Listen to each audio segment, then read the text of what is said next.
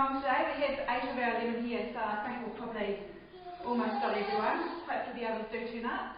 I'm Rosalind, I'm the National Coordinator of the Gastric Reflux Support Network, and we're so lucky to be able to run this today with funding from Lottery's National Committee.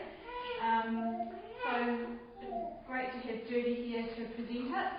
Just a little bit of housekeeping. We did just find that there's a changing table out in the toilet to the out the door and to the right. But do feel free to change down the back as well if you just don't want to miss out on anything. It's lovely and sunny down there, so that's great. And we'll have morning tea after Judy's finished her presentation, and we can ask some questions during that time. So we'll stop and get morning tea out, give you the chance to eat something, have a drink, and then ask some questions. Sounds good. Yeah, I think it sounds wonderful. I'm really looking forward to it. And we do have news that we will be having another one in about a month on a different topic, but we've got some flyers on that and we'll let you know more about that later. Hand over to you. So welcome.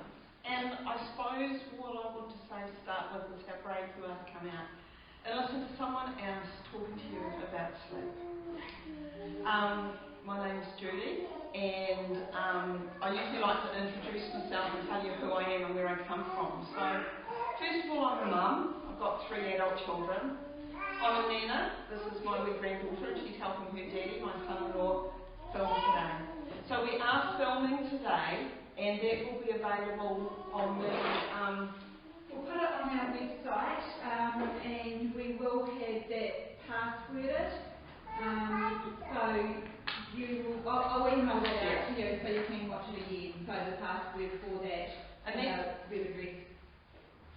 And that's for other people over the country who are interested in milk. So I'm a mum, I'm a nana, I wrote it down so I wouldn't forget.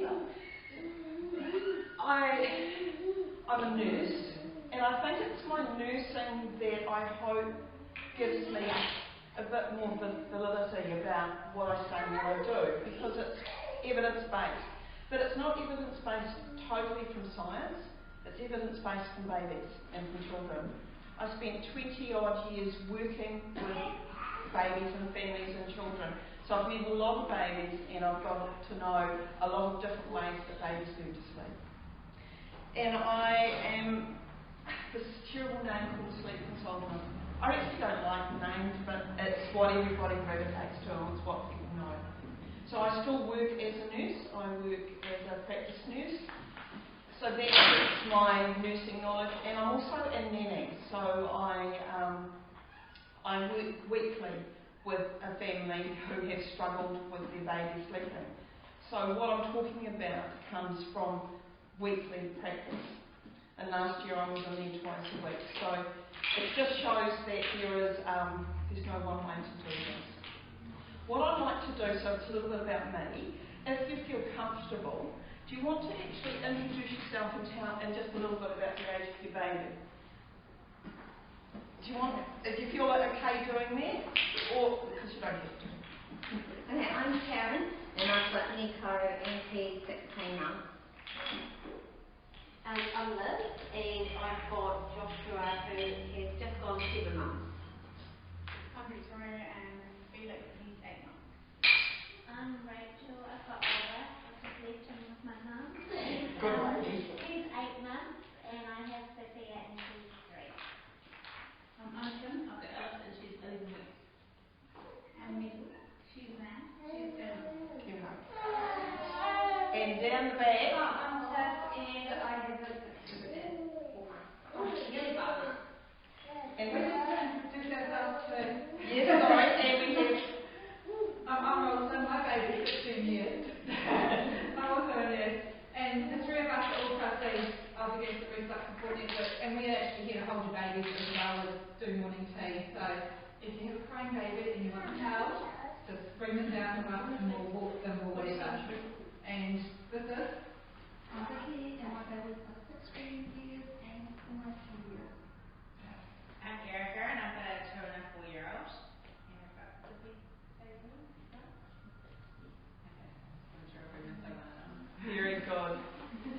So, as you see, babies are all older. and younger. And I think as most of what brings you here today is around sleep and the lack of sleep and the fact that your babies aren't sleeping.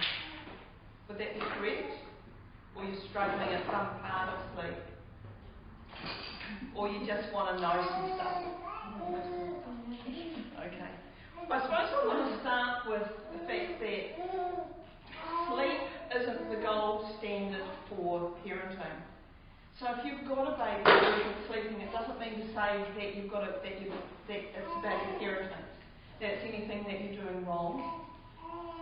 It takes up to 5 years for some children, some babies, to learn how to sleep through the night, unassisted, get themselves back to sleep. And there's a proportion of adults who still don't sleep well. You know, they go to bed late, they wake up early, or they just function on 2 or 3 hours sleep. And what's really fascinating is if you read Facebook and read all the things about the 10 tips of how to get your baby to sleep and all about what you need to be able to do that, if your baby's not sleeping, you're meant to be affecting their development. Some of the people I've met who sleep very little are very, very intelligent. So I sort of wonder if they got more sleep, how intelligent they really would be. So sleep is one part of what it is to parent. Sadly, it seems to be the thing that most people will ask you. They'll ask you when they meet you, have you got a good baby? And a good baby means that your baby, and you sort of think, well, is there a bad baby? But a baby is, and then they say, well, how are they sleeping? And how does the feeding go? And are they getting enough milk? And are you still breastfeeding? Oh, okay. All these things that come into, so you can walk away and slowly it starts to undermine what you're doing as a parent, especially if you've got a baby who struggles with sleep, and especially if you've had to make decisions around feeding that don't include the breast. So it can really impact on how you feel about what you do. So I'm here today to tell you that sleep isn't the big deal when it comes to parenting. You can be a very, very loving, attached parent and your baby still doesn't sleep very well. So sleep is only one small part of what it is the thing.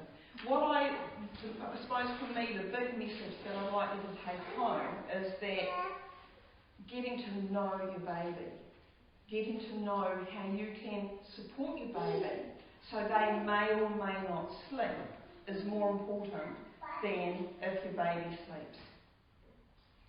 And getting to know your baby is about holding, it's about cuddling, it's about trying some things not working, so trying some other things.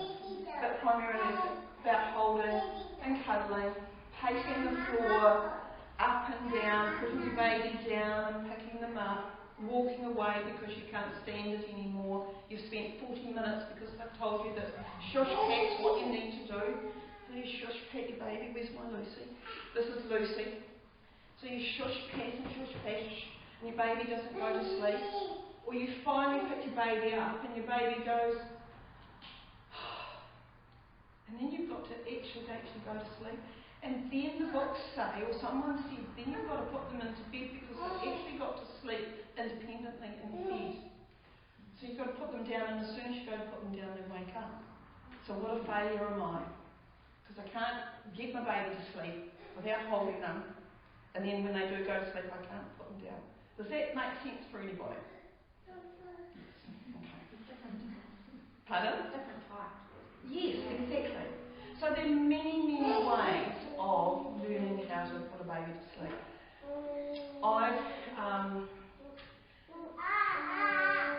The hardest thing is when your baby isn't doing what everybody else in your play group or your neonatal group or whatever is doing. So if you are fortunate to be part of a group where they have lucked in, and I call it lucking in, and they've got babies who sleep, which are only about 25% of babies, that they actually sleep. So they just go to sleep. They don't have to be parented to sleep. Parents just put them into bed, they lie there, and they can drift off to sleep. then it's really hard when you're struggling and you're doing everything that people are telling you to do and your baby's still not sleeping.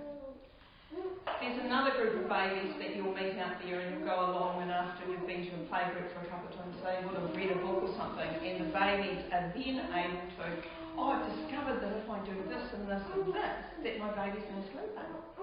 So you go home and yet again you try this new thing, and yet for you, your baby doesn't sleep. It doesn't work. So does that make you a bad parent? Does it mean that your baby's you're not doing it right? Does it mean that there's something wrong with your baby? And I've got you shaking your head because no, it doesn't. It just means that it's not quite the right thing. Yeah. And it can take time, and it really does take time for babies to learn how to sleep. I don't know about you, when I go to sleep, I go to bed, I feel tired, so I lie there and I toss and I turn, and I toss and I turn, and I finally put my hypno thing in my ears, and I can relax and I can finally go to sleep. But I close my eyes. And it's a really interesting thing because babies and children don't learn how to close their eyes so they can switch off until they're quite a bit older. And then they're doing it without actually knowing that that's what they're doing. They're just closing their eyes, and that helps them go to sleep. And with older children, I'm looking at Matilda. She's 2, and I have been involved with her sleep for a little bit. And she hasn't cared what I do for a job, whether she slept or not doesn't make any difference to her inability to sleep. No, so it just doesn't work. So she's now learning at 2 how to lie and close her eyes, and it's a little bit of a game. So she's learning how to switch off, so she can lie there and put herself off to sleep. So what does all that mean? And how do I bring that back to what the topic is today about the senses and how we can use our sensory system for sleep? It means that everybody's baby is wired differently. Our babies in utero, the one thing that they do in utero is they hear, and they hear really early. So when your baby's born, your sense of hearing is really alive. In utero, your baby is very aware of movement and what you're doing and swishing and movement, and they're very aware of you patting their tummy or rubbing their tummy. So they're aware of touch. Your baby is starting to see, and from 20 weeks on in utero, your baby is starting to open their eyes and to be able to see what's going around them. From a very early age, because I've forgotten, they can start tasting because they start drinking their amniotic fluid. And if you've had a curry that night, it actually impacts on your amniotic fluid, so it tastes a little bit differently. So they're beginning to taste. The one thing that we're not sure of is smell. But smell comes into the world very quickly after birth. Your baby's born, one of the first things your baby will do is cry, and then they can breathe in through their nose. And so that sets the olfactory alive, so they begin to smell. So all these things become really important. So when you get your new baby, and they're born and things, one of the things we do is we touch them, and we talk softly to them. And you calm, and you're doing all these things instantly with your baby. You're holding them close, so they're touched, they're feeling the skin to skin. They're doing all these things. So that's calming and reassuring the baby. What happens when we get home and we get into the busyness of things is sometimes we forget how important it is to actually still hold our babies